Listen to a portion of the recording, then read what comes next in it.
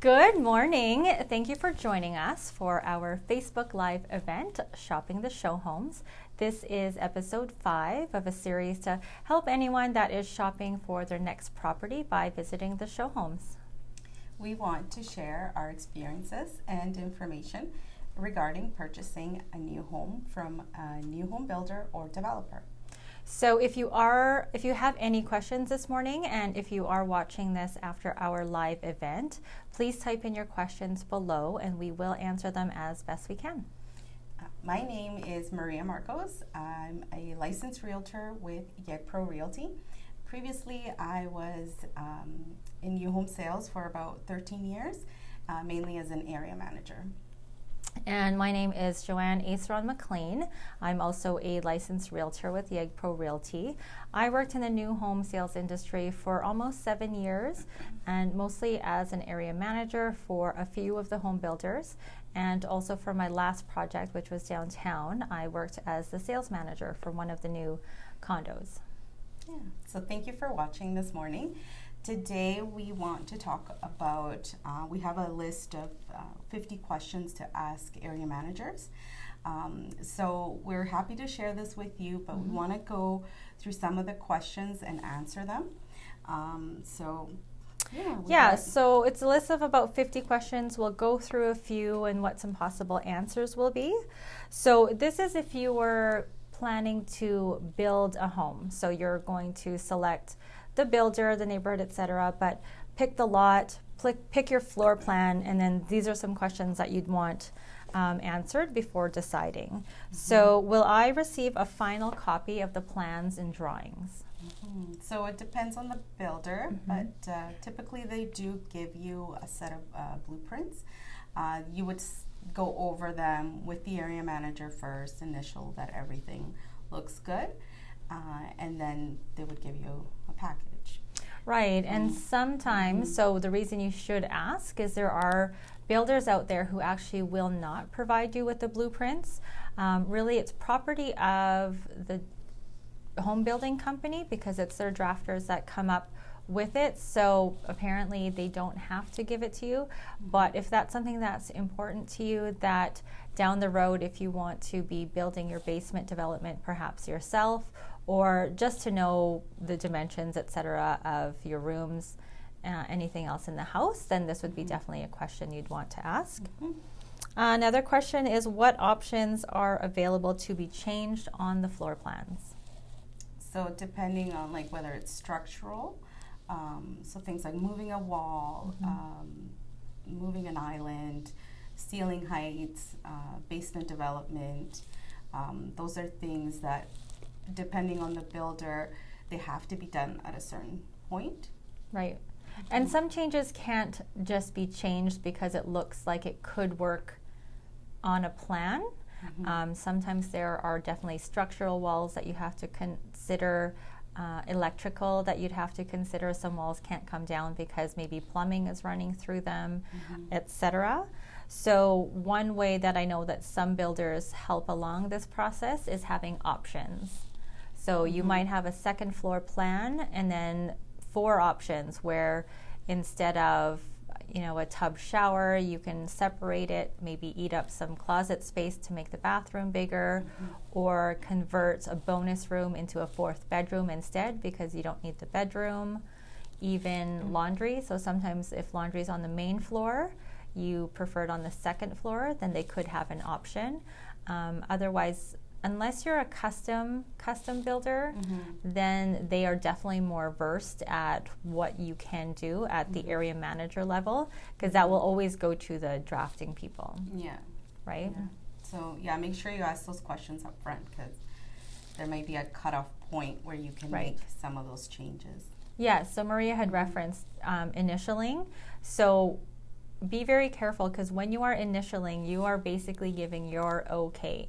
So if something isn't to your liking, but you had signed off on it, then there's no real recourse because you had approved it. What is the expected build time for a house? So it depends on the builder again. About 8 to 10 months, could be a year. If you're being, if you're doing more custom, and making changes along the way that affects the build time. And it depends, like if you're building like a duplex versus a 3,000 square foot house, there's going to be different build times. Yeah, so definitely something to ask up front. However, time, it can change. So they're stick-built homes mostly, depending again on the builder, but you're building out in the elements. So they'll give you the best idea that they can, and following along the process should hopefully give you something more concrete as you get closer. But always take it with a grain of salt, really, because anything can change. And sometimes they're finished a lot sooner. Depending on the timing. So my husband and I, we had a house built. It was a hole in the ground in January, and we moved in May. And it was it was a double car garage, about 1,800 square foot house. Okay. And the reason we found out later is it was just after the boom, but we were the only house this particular builder was building. Oh. So all the trades were at our house. So it was done in 4 months. Yes. Not something that happens now, typically. When and how often am I able to do a site visit? So again, depending on the type of home you're buying, like with townhomes, typically they don't allow, because they're building quite a few at once. There's a lot of trades going through it. Like a condo apartment, you're not going to be able to go in there unless the lobby and the hallways and everything is safe for you to enter. Like I worked for a builder that we selling a 4-story condo apartment, and I wasn't even allowed in there until the show suite was built and everything was safe. But with townhomes, you might get one walkthrough, but it also depends on the builder. Some of them, you're picking a color board. It's exactly the floor plan as the show home, so there isn't really a need to be in there. But with single family, I know there's more. Yeah, so you can ask if they actually have a schedule. So maybe after framing, maybe after the electrical and plumbing, all the mechanical has been put in. But it is something good to ask in the beginning, because some people are a little bit more, they really want to see what's happening, and absolutely before the insulation goes in. So framing's done, they've done the mechanical, and before the insulation goes in. Sometimes it's good to know what's happening behind the walls, because once the drywall goes up, then you can't. So just to make sure, if you added, say, electrical outlets, that it's exactly in the spot that you want it to be, because if there's a mistake, much easier to change it at that point. So that brings us to, will there be updates during construction? So also, same thing, every builder is different. Something good to ask. Like you might get weekly updates if you're building a single family home. You might get monthly updates. Usually, like, it depends on the stages too. Like framing could take 2 weeks, could take a month, right? So you're not gonna get a weekly update telling you we're still framing. So until they move on to the next step. But now, like, you can request photos to be sent to you, video even. So yes, and then if you do get a chance to have some kind of a walkthrough of the site, I always would recommend a video or pictures, because you might not know what you're looking at the time, but later you can kind of review everything, again, just to make sure that maybe any changes that you made were actually happening the way you wanted it to. Another question would be, can the driveway be widened? If so, what is the cost? So more for single family homes. Yeah. Sometimes when it comes to length of the driveway too, that depends on where the city basically plots your house. So I know I've had clients surprised at how long or short their driveways were, but that's out of our control, I believe. But widening it sometimes, if you wanted to add more to, you've got your driveway and then the walkway up to the house. Some people widen it there. However, some communities don't allow it to happen. My communities, they don't. Like I have to have shrubs or plants on each side of my driveway, like unless it's grass, like it's either grass or if I want to do rock or mulch, some greenery. we have to have some shrubs in there because we cannot widen.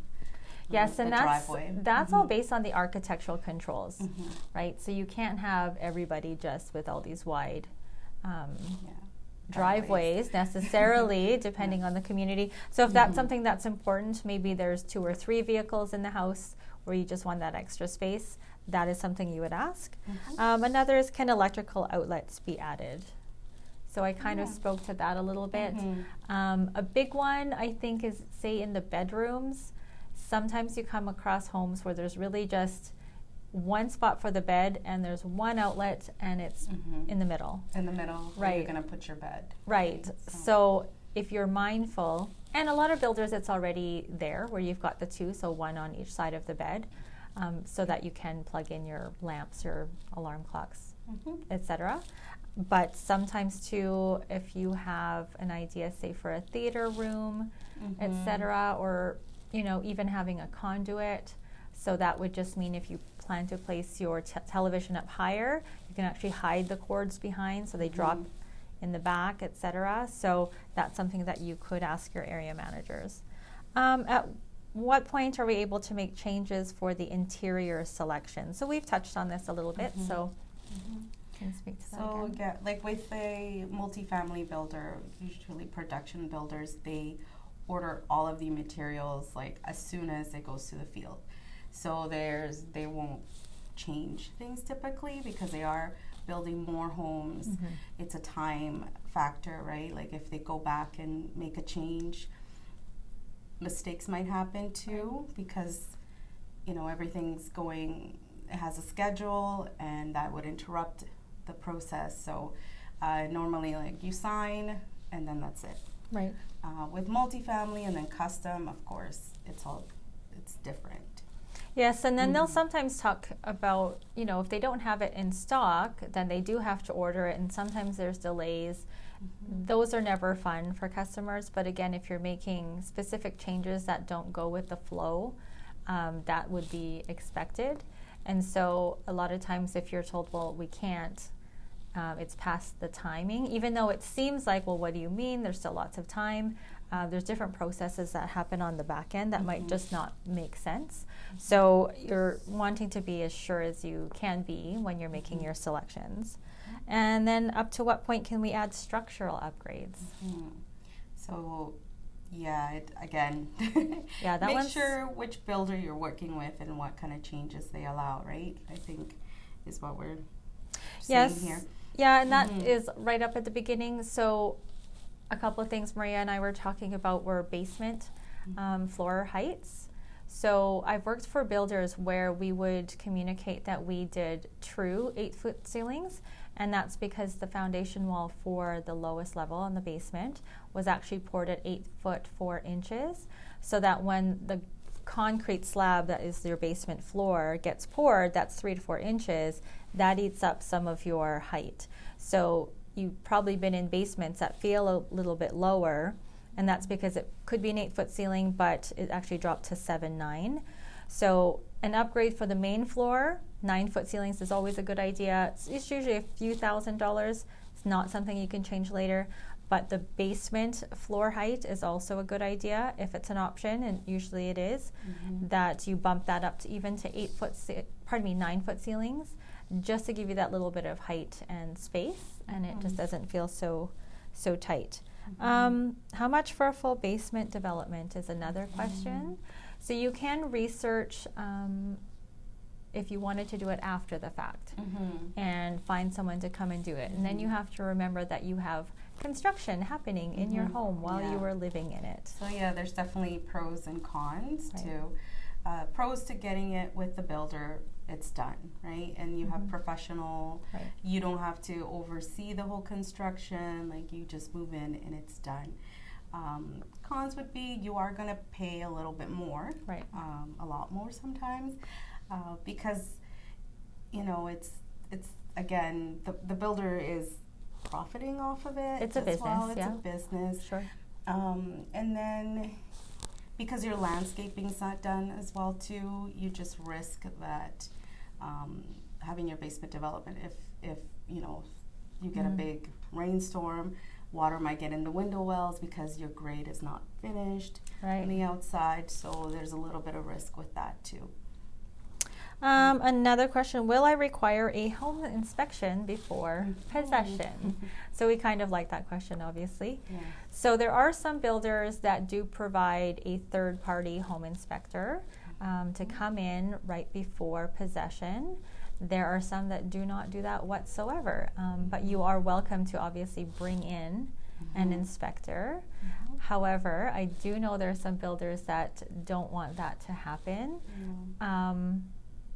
You can kind of decide. But one thing I know I have suggested, again, it's a new build, so it should be built proper. They've got quality control. It is warranted. So if I was going to bring in a home inspector, I would do it at the 11-month mark. Yeah, a 10 or a month or 11-month mark. Yeah. Where, you know, at the 1 year, that's when you get the service, your first service call, and anything in the house that may need, you know, have deficiencies, need repair, it's covered under warranty. Right. So, and we say 10 and 11-month mark because sometimes it takes time to get the trades to come into the house. You have to take a day off. They want to bring in all the trades. And then if you do it after your 1 year, you probably won't get warranted. So you want to do it before your cutoff mark. So as far as bringing in an inspector, if you're a little bit more nervous about it or cautious, you can bring one in before you purchase, absolutely, just like with any resale product. But I know I've suggested you can actually, if you're willing to pay that money, do it later so that they catch everything that needs to be fixed. Especially with new home buyers, first-time new home buyers, you might not know what you're looking for. Exactly. So it might be something that'll cause an issue later, but you just want to catch it before. And then a final question, can the possession date be changed? Like once they give you a possession date, the builder usually give you 35 days, 45 days notice in writing. Up until that point, everything's an estimate. So they may say, yeah, May, but until you get a letter, it's signed, this is your possession date, then you know. If you need to change it, talk to your builder right away and see. Typically you can't move up a possession date, but you might be able to make it a little bit later. Yes, the only time really too that you can kind of pick your possession date is if it's a spec. Right. So if it's a finish, just like with resale, and you need to move in, you know, in the summer after school is done, what have you, then you can negotiate that. But when it is a build, essentially it's set and you're not able to. So again, you usually get about a 30-day, 35, yeah, I've seen about some that. 45. Right. Yes, right. So about 45 days prior to know, and then you can get everything kind of ready to go. And then, so if you are building, and you know, Maria and I have helped you, and you have a previous home, that is something that we can also help you with, is we can list your house. And the nice thing about that is we've gone through with you the build process, and now we're privy to, okay, how's the build going? And then we can plan when you can list your house. Because if it's 10 to 12 months, say, of building, unless you want to move in with family or rent, you might not want to list it right away, and try to time it so that you can move out of the old and into the new nice and seamlessly. That's always the dream. It doesn't always happen. Sometimes it does, though. So that's another thing that Maria and I can help you with. Yeah, I know it depends on if with the financing works at the beginning, where the builder will build the house subject to sale of your current house, or if that condition just can't be there for them to start construction. So something to figure out at the beginning, and we can help with that if we need to list it right away. You know, find somewhere to live in the meantime. But yeah. Yes, and that's what Maria and I are here for. So it really isn't just we like that house and we want to buy it. There's a lot of things I think that come up that might be unexpected when you're purchasing a new home, even a resale home. And like I said, in the past, like we've been through it all before. We're buyers of new homes. We've worked as area managers. We're working as realtors currently and helping our buyers get into new homes and real estate homes. So we really want to be there to help through the whole process. Yeah. So that is our episode 5. So if you needed to get a hold of us, my name again, it's Joanne. It's 780-999-4415. And I'm Maria at 780-232-9231. Yeah, so thank you for watching. Thank you.